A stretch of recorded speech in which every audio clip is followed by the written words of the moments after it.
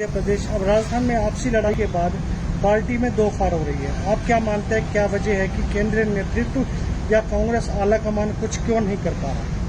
देखिए, कौन कर पा रहा है कौन नहीं कर पा रहा है ये तो मैं इस स्थिति में नहीं, लेकिन ये सच्चाई है कि जिस तरीके से पूरी स्थिति को परिस्थितियों को हैंडल करना चाहिए था वो ना हरियाणा में उस समय हुई थी। हमारे तो जितने जनरल सेक्रेटरीज आए एआईसीसी के वो तो हमारे विरोध में ही हमेशा काम करते रहे और उसी तरीके से ना कभी उन्होंने मीडिएट करने की कोशिश करी। और हमारी जो लड़ाई थी वो यहाँ के मैं समझता हूँ कि जो अब लड़ाई चल रही है कि उससे बहुत भिन्न थी। हमारी लड़ाई में सीधे सीधे ये न्याय की लड़ाई थी। हमारा तो जितनी मेहनत हमारे साथियों ने की, हमने तो कहा था कि उनका केवल ध्यान रखा जाए। यहाँ सत्ता में हिस्सेदारी की लड़ाई है, तो दोनों में बहुत फर्क है। मेहनत हमने की थी, उन लोगों को तो पूरा कॉपरेशन वहाँ पर मिला था, तो दोनों केस बहुत अलग हैं। और काश सब चीज़ें ठीक रहती, और अगर ठीक रहती तो आज हरियाणा में भी सरकार होती, मध्य प्रदेश की भी सरकार होती और आज राजस्थान की सरकार के ऊपर भी संकट नहीं होता। सिंधिया के बाद अब पायलट और आप भी राहुल गांधी ब्रिगेड के लोग माने जाते थे, क्या वजह कि ये सब लोग राहुल गांधी का साथ छोड़ रहे हैं? देखिए, हमारे साथ तो जिस तरीके का व्यवहार किया गया था, जुल्म जाति जिस तरीके, कभी कांग्रेस की रैली में आपने 4-4 घंटे कुर्सियां, बोतले, तमाम उस तरीके की जूते चप्पल चलते हुए कभी देखे थे क्या? एक ही रैली, और जिन लोग जो उसको करने वाले उनको कभी कुछ कहा नहीं गया।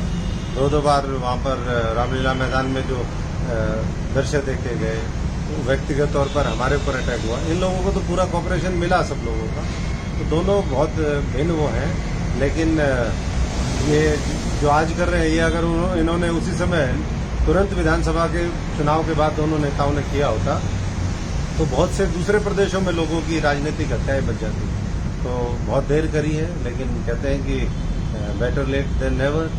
तो क्या सोच करके किया, लेकिन उससे बहुत लोग जो बच सकते थे, हमारे जैसे लोगों को हो सकता है कांग्रेस ही ना छोड़नी पड़ती, और अगर पूरी तरीके से लड़ाई लड़ी जाती तो दोनों स्टेट में दोनों तो मुख्यमंत्री नहीं बन सकते, दोनों में से एक जरूर बन सकता था। कहीं छत्तीसगढ़ में एक मीडियोकर एज के व्यक्ति को बनाया था तो एक कहीं यंग बनता, कहीं बुजुर्ग भी बनते, और सबके समावेश से ही जो है पार्टी चलती है। लेकिन कांग्रेस में आज कुछ नेता ऐसे हैं जो बीजेपी और आरएसएस के इशारे पर काम करते हैं। वो हैं कांग्रेस में कहने के लिए, लेकिन उनके तार कहीं और जुड़े हुए हैं, और जब वो लोग कांग्रेस को खत्म करने में लगे हैं तो कौन बचा सकता है? हमारे तो जितने जनरल सेक्रेटरीज आए उनका एक ही एजेंडा था कि वो नई पीढ़ी को खत्म करो, और जिन्होंने उनके साथ बड़े बड़े धंधे और कारोबार किए हैं, पहले वो जो 10 साल की कांग्रेस की सरकार थी, पहले तो उसको चलाने का नहीं, लूटने का काम करते थे, और जब अब सरकार चली गई तो पार्टी को खत्म करने का काम कर रहे हैं। तो ऐसे लोग जब तक बैठे रहेंगे, मैंने पहले भी अपने लेटर में भी लिखा था जिस दिन हमने छोड़ी थी,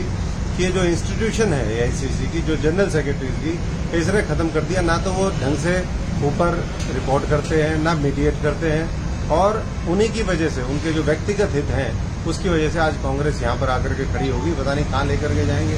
ये 135 साल पुरानी पार्टी तबाह और बर्बाद करने का श्रेय वो बहुत से कारणों को है, बहुत से लोगों को है, और जब इतिहास लिखा जाएगा तब उसकी व्याख्या और उसका मूल्यांकन होगा। क्या आपको लगता है कि कांग्रेस का केंद्रीय नेतृत्व कमजोर हो गया, इसलिए राज्यों में नेताओं की मनमानी हो रही है? देखिए, पार्टी कमजोर होने की वजह से निश्चित तौर पर जो लीडरशिप है उसको निर्णय लेने में दिक्कत होती है, इसमें कोई वो नहीं है।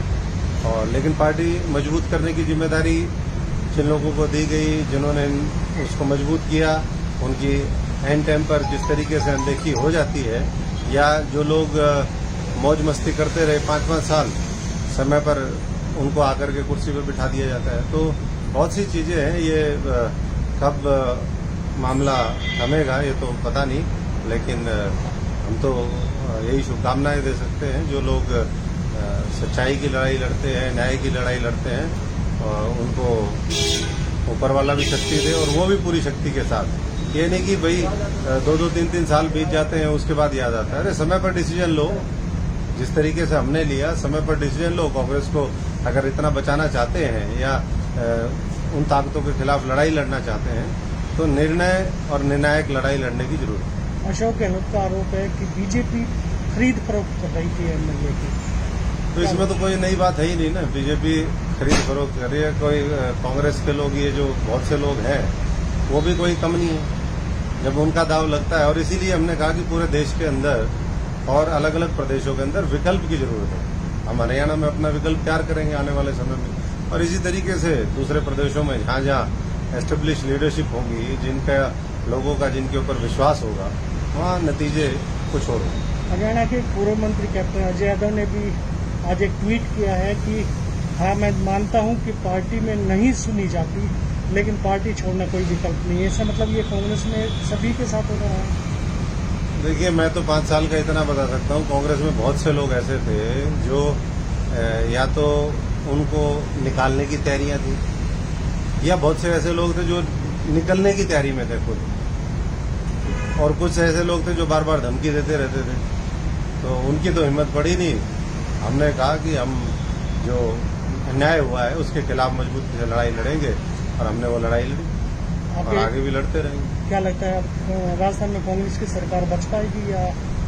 देखिए, ये तो अब कहना मुश्किल है, क्योंकि मैं तो अब लिस्ट बॉर्डर्ड हूँ इस पूरे उसमें। एक कहावत है पुराने समय में, कोई न रब कोई हमें कहा है।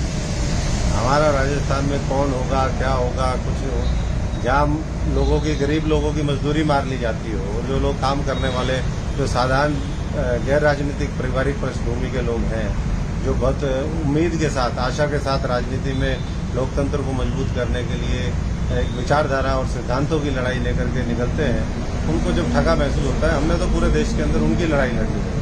तो कौन बनेगा, कौन बचेगा, ये तो फैसला वहाँ के विधायक करेंगे, लेकिन जो होगा बड़ा रोचक होगा।